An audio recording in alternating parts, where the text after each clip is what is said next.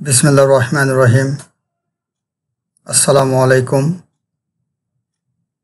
বিষয় কোড ৬৭-২৪৩, চতুর্থ পর্ব, refrigeration and air conditioning technology. বিষয় cooling and heating load calculation. আমি Abu Mohammad Atikullah, instructor, refrigeration and air conditioning, Dhaka polytechnic institute, Tejgaon, Dhaka ১২০৮। পঞ্চম অধ্যায়, কুলিং লোড ক্যালকুলেশনে অতিরিক্ত হিট লোড সম্পর্কে ধারণা। Details description. GO5 external and internal cooling load calculation. Understand the external heat load for cooling load calculation. Cooling load calculation অতিরিক্ত hit load সম্পর্কে ধারণা। SO specific objectives. 5.1 Describe the heat gain by conduction through building structure. 5.2 Explain the solar heat gain through outside wall and roof. Describe solar heat gain through glass area.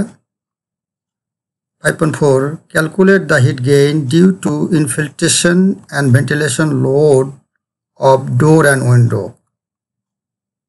5.5 Solve the problems relating to the external heat load. এই হচ্ছে আমাদের 5টা specific objectives এই অধ্যায়। Start. 5.1 Describe the heat gain by conduction through building structure. বিল্ডিংয়ের কাঠামোর ভিতর দিয়ে পরিবহনের মাধ্যমে সঞ্চালিত তাপ।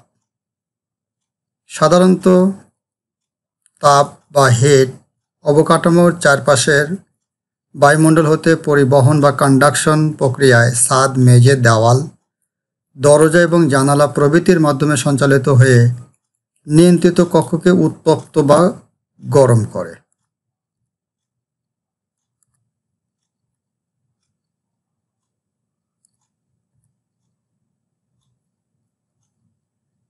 Primary heat transport modes are: number 1 conduction বা পরিবহন, number 2 convection বা পরিচলন, number 3 রেডিয়েশন বা বিকিরণ। এগুলোর মাধ্যমে আমাদের তাপগুলো পরিবাহিত হয়। convection heat transfer problems relevant to buildings include, আমরা পরে আসব। রেডিয়েন্ট হিট এক্সচেঞ্জ এর মাধ্যমে কিভাবে হয় এ সম্পর্কে জানতে হবে। একটা সারফেসের আউটসাইড ইনসাইডের টেম্পারেচার কেমন হবে এটা একটু আমরা দেখে নেই। ম্যাটেরিয়াল হ্যাভিং থার্মাল কন্ডাক্টিভিটি কে এক পাশে গরম এক পাশে ঠান্ডা। ডিস্টেন্স হচ্ছে দূরত্ব। এরিয়া মানে ক্ষেত্রফল দিয়ে একটা মেটালে বোঝানো হয়েছে T2 greater than T1, inside এবং আউটসাইড। বিল্ডিংয়ের ভিতরে কীভাবে হিট গেইন হয় একটু আমরা দেখে নেই। হিট ট্রান্সফার দো কন্ডাকশন, কন্ডাকশনের মাধ্যমে কীভাবে হয় সেটার একটু ডিটেলস দেওয়া আছে। একটাই সূত্র আমাদের আছে, QC = AU del TE। QC সমান হচ্ছে condition heat flow rate in watt, A equal to surface area in square meter, U transmittance value in watt per meter square degree Celsius, del T temperature difference by effective temperature. SO 5.2 Explain the solar heat gain through outside wall and roof. সৌরতাপ বিকিরণ প্রক্রিয়ায় বাইরের দেওয়াল এবং ছাদের মাধ্যমে তাপ অর্জন। সৌরতাপ বিকিরণ প্রক্রিয়া দুইভাবে হয়ে থাকে। এক নম্বর হচ্ছে ইম্পেরিক্যাল পদ্ধতি বা ইম্পেরিক্যাল মেথড, আর 2 নম্বর ইকুইভ্যালেন্ট টেম্পারেচার ডিফারেন্সিয়াল পদ্ধতি, decrement factor and time lag পদ্ধতি। যদি দেয়ালের তাপ ধারণ ক্ষমতা অগ্রাহ্য করা হয় তাহলে থিটা সময়ে দেওয়ালের মাধ্যমে কক্ষে তাপ সঞ্চালনের তাৎক্ষণিক পরিমাণ নিম্নোক্ত সমীকরণের মাধ্যমে প্রকাশ করা হয়। কিউ থিটা সমান সমান AU CLTD। CLTD মানে হচ্ছে cooling load temperature difference. Solar air temperature বাতাসের তাপমাত্রা এবং আপাতত সৌর তাপ বিকিরণের যোগফলকে সোলার এয়ার তাপমাত্রা বলে। এটা ইকুয়েশন হচ্ছে কিউ থিটা সমান সমান FO into TO minus TSO plus alpha I. In the summer, solar radiation affects the outside surface of wall and roof. The absorbed radiation increases the temperature of the outside surface to a value that is greater than outside air temperature. This outside surface temperature is called solar air temperature. এটা ইংরেজিতে, আর বাংলা আমরা আগেই বললাম। Solar air temperature কেমন হবে, একটা ceiling এবং roof, ceiling থেকে কি পরিমাণ তাপ অ্যাড হবে, অর্জন হয় 25 থেকে 35%, রুফ আর সাইড ওয়াল থেকে হচ্ছে 15 থেকে 25%, ফ্লোর থেকে 10 থেকে 20%, এয়ার লিকেজ হবে হচ্ছে 5 থেকে 25%, উইন্ডোজ থেকে 25 থেকে 35%। এই হচ্ছে আমাদের সোলারের হিট গেইন। আমাদের 5.2 চলছে। একটা ওয়াল এবং একটা রুফের চিত্র দেওয়া আছে, TS TO TI, এটা তো TO TS TI, তাহলে TO কি হবে, TI কি হবে। আউটসাইড এয়ার টেম্পারেচার দেখে আমরা দেখে নেই। কিউ সমান উইন্টারের ক্ষেত্রে AU TI minus TO। TI মানে হচ্ছে ইনসাইড এয়ার টেম্পারেচার, TO মানে হচ্ছে আউটসাইড এয়ার টেম্পারেচার। আমরা এখান থেকে একটু ক্লিয়ার হয়ে নেই।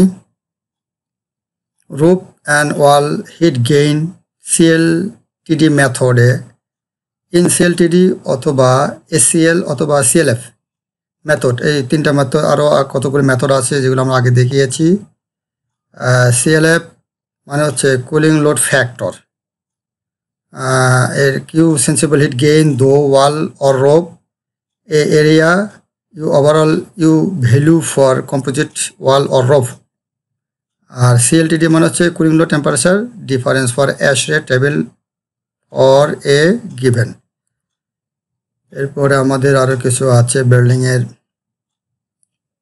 Solar heat gain factor, direction hit the window face, time of day, month, latitude, construction of interior partition wall, type of floor covering, extensions of internal shading device, glass solar gain, এখানে আমাদের AC আছে, shading coefficient of window, CLF মানে হচ্ছে cooling load factor, CLF আমাদের এগুলো কাজে লাগবে, এগুলো একটা মেথড বা পদ্ধতি। 5.2 আমাদের চলছে। সোলার এয়ার টেম্পারেচার আমরা একটু দেখি, ওখানে ইংলিশ আমরা দেখলাম, বাংলা কি বলছে। আমরা সাধারণত বুঝি যে বাইরের বাতাসের তাপমাত্রা TO এবং আপাতত সৌরতাপ বিকিরণের I একত্রে যোগফল বা ক্রিয়াফলকে সোলার এয়ার তাপমাত্রা বলে। সহজ ইকুয়েশন আগেরটাই আমাদের আছে। এখানে আলফা সমান হচ্ছে তলের অ্যাবজর্বিটিভিটি, আলফা সমান, আর কিউ থিটা সমান হচ্ছে 4/500 হতে বাইরের তল তাপ সঞ্চালন, TS সমান বাইরের তলের তাপমাত্রা, FO সমান বাইরের তলের ফিল্ম কোএফিসিয়েন্ট, I সমান হচ্ছে তাপ বিকিরণের সর্বমোট প্রখরতা। আমরা একটা অঙ্ক করবো এই সূত্র দিয়ে, দেখি কিভাবে এটা করা যায়। একটা অঙ্ক আছে, একটি দেওয়ালের বাইরের তাপমাত্রা 35 ডিগ্রি সেলসিয়াস এবং বাইরের তলের তাপ সঞ্চালন সহগ হচ্ছে 23 watt per metre square kelvin. দেওয়ালের মাধ্যমে সর্বমোট প্রত্যক্ষ পরিব্যাপ্ত সৌরতাপ বিকিরণের পরিমাণ হচ্ছে 260 ওয়াট পার মিটার স্কয়ার এবং অ্যাবজর্বিটি 0.9 হলে সোলার এয়ার টেম্পারেচার নির্ণয় করো। এখানে দেওয়া আছে সমাধান I সমান আলফা FO TO। সুতরাং সোলার এয়ার তাপমাত্রা হচ্ছে TE সমান হোয়াট। আমরা জানি সোলার টেম্পারেচার আগের সমীকরণটাই, এখানে মানগুলো বসানোর পরে TE সমান 45.17 ডিগ্রি সেলসিয়াস। এর হচ্ছে অ্যান্সার। আরও কিছু অঙ্ক হবে। এবারে 5.3 SO describe solar heat gain দো গ্লাস এরিয়া। কাজ কর্তৃক অর্জন। প্রত্যক্ষ সূর্যরশ্মি কাচের মধ্যে দিয়ে অতিক্রম বা যাবার সময় কাচ কর্তৃক সোলার এনার্জির পরিমাণ নির্ভর করে নির্দিষ্ট ধরনের কাচের বৈশিষ্ট্য ও গুণাগুণের উপর। খুব ইম্পর্টেন্ট একটা ল্যাঙ্গুয়েজ। সাধারণ কাচের শোষণ সহগের মান মানে আলফার মান খুব বেশি নয়, কিন্তু বিশেষভাবে নির্মিত কাচ পর্যাপ্ত পরিমাণ তাপ শোষণ করে, যার ফলে কাচের তাপমাত্রা বৃদ্ধি পায় এবং তাপ পরিবহন প্রক্রিয়ায় তাপ কাচের উভয় তল দিয়ে প্রবাহিত হয়, ফলে রুমের তাপমাত্রা বা টেম্পারেচার বৃদ্ধি পায়। হচ্ছে আমার সোলার গ্লাস কর্তৃক গ্লাসের মাধ্যমে একটা এয়ারপোর্ট তৈরি করা হয়েছে। এটা আমাদের সিঙ্গাপুর এয়ারপোর্ট, চেঙ্গিস এয়ারপোর্ট, পুরাটাই গ্লাসের তৈরি। শেডিং কোফিসিয়েন্ট বা SC মানে SCL, এটা ইকুয়েশন হচ্ছে F ল্যামডা থেটা সমান T lambda theta plus N into A into lambda theta. Hence lambda wavelength, radiation angle theta, এগুলো মানগুলো দেওয়া আছে। এখান থেকে আমরা একটু দেখে নেব। এই হচ্ছে আমাদের ইকুয়েশনগুলো আসবে এটা। এরপর আছে 5.4 ডিসক্রাইব দ্য হিট গেইন দো ইনফিল্ট্রেশন। বাতাস অনুপ্রবেশ জনিত তাপ অর্জন। ইনফিল্ট্রেশন বা বাতাস অনুপ্রবেশ বলতে আমরা সাধারণত বুঝি যে দরজা খোলার জন্য এবং দরজা ও জানালার চারিপাশে ফাটল এবং ছিদ্রের মাধ্যমে নিয়ন্ত্রিত স্থানে বাইরের বাতাসে বা আউটসাইড এয়ার প্রবেশের ফলে বাতাসের অনুমেয় তাপ বা সেন্সিবল হিট এবং সুপ্ত তাপ বা ল্যাটেন্ট হিট উভয় ফিল্ট্রেশন লোডের অন্তর্ভুক্ত বা বৃদ্ধি পায়। নিম্নোক্ত উপাদানগুলোর কারণে লিকেজ বা বাতাসের অনুপ্রবেশ ঘটে, যেমন বাতাসের চাপ, 2 নম্বর বাতাস পরিবর্তন, 3 নম্বর স্ট্যাক ইফেক্ট। বাতাসের চাপ আবার 2 ধরনের হয়, একটা হচ্ছে ক্র্যাক পদ্ধতি বা ক্র্যাক সিস্টেম, 2 নম্বর হচ্ছে এয়ার চেঞ্জ পদ্ধতি, এয়ার চেঞ্জ সিস্টেম। এবার calculate the heat gain due to infiltration and ventilation load of door and window. এটা ক্যালকুলেশন আছে, এটা আমাদের পরবর্তীতে শুধু এটা দিয়েই একটা স্লাইড তৈরি করতে হবে।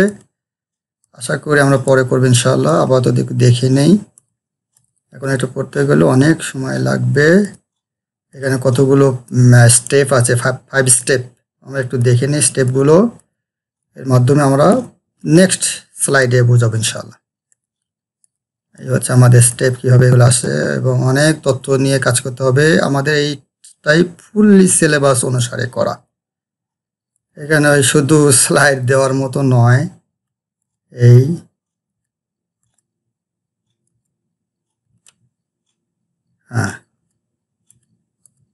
এগুলোতে আমরা নেক্সট স্লাইডে শুধু এটা দিয়ে আমাদের করতে হবে। এটা একটা ভিডিও দেওয়া আছে। এরপরে solve the problems relating to the external hit load, বাহ্যিক অতিরিক্ত তাপ লোড সম্পর্কিত সমস্যাবলী ও সমাধান। এখানে একটা এসও আছে, শেষ এসও একটা অঙ্ক আছে আমাদের। সমস্যা 22শে জুন তারিখে গ্রীষ্মকালীন সময় বিকাল 4:30টায় অ্যাট 16:30 আওয়ার সূর্যের অ্যাজিমাত নির্ণয় করতে হবে। এই হচ্ছে আমাদের অঙ্ক। প্রয়োজনীয় তথ্যটি দেওয়া থাকবে। এল মানে ল্যাটিটিউড 51 ডিগ্রি, এন ডি সমান প্লাস মাইনাস 23.5 ডিগ্রি এবং আওয়ার অ্যাঙ্গেল বা এইচ 60 ডিগ্রি। এবার সমাধান হচ্ছে দেওয়া আছে H hour angle 60 degree, latitude 51 degree, D declination plus minus 23.5 এবং সূর্যের আজিমাত জেড সমান সমান হোয়াট, এটা আমাদের বের করে নিতে হবে। এরপর আমরা জানি সূত্রটা, আমরা একটা জানি tan z সমান sin h divided sin l into cos h minus cos l into tan d। এই সূত্রতে আমরা মানগুলো বসাইয়ে, এই যে মানগুলো ধরা হয়েছে মানগুলো বসানোর পরে যে আমরা পাবো শেষে গিয়ে আমাদের z সমান সমান 82.16 ডিগ্রি দক্ষিণ পশ্চিম দিকে, এটা হচ্ছে অ্যান্সার। সুতরাং সূর্যের আজিমাত সমান 2.16 ডিগ্রি ওয়েস্ট সাউথ, এ হচ্ছে আমাদের অ্যান্সার। এনে কোশ্চেন বাড়ির কাজ আমাদের কাছে হোমওয়ার্ক আছে 5ম অধ্যায়ের, সেটা হচ্ছে কাঠামোর ভিতর দিয়ে পরিবহনের মাধ্যমে সঞ্চারিত তাপ প্রবাহ বর্ণনা করো। 2 নম্বর সৌরতাপ বিকিরণ প্রক্রিয়ায় বাইরের দেওয়াল এবং ছাদের মাধ্যমে তাপ অর্জন প্রণালী বর্ণনা করো। 3 নম্বর কাজ কর্তৃক সৌরতাপ অর্জন বর্ণনা করো। আর 4 নম্বর বাতাস অনুপ্রবেশ জন্য তাপ অর্জন বর্ণনা করো। 5 নম্বর একটা অঙ্ক আছে, জুলাই মাসে বিকাল 3 ঘটিকায় মানে 15টা পূর্বমুখী দেওয়ালের মাধ্যমে 2.4 মিটার 6.0 মিটার এবং 2 মিটার মাপের একটি কক্ষের তাপ অর্জন নিরূপণ করো। কক্ষের তাপমাত্রা হচ্ছে 22 ডিগ্রি সি। প্রয়োজনীয় তথ্যটি দেওয়া আছে, এই মানগুলো আমরা নিয়ে একটা বের করতে হবে। থ্যাংক ইউ ফর অল, সবাই ভালো থাকো, আল্লাহ হাফিজ।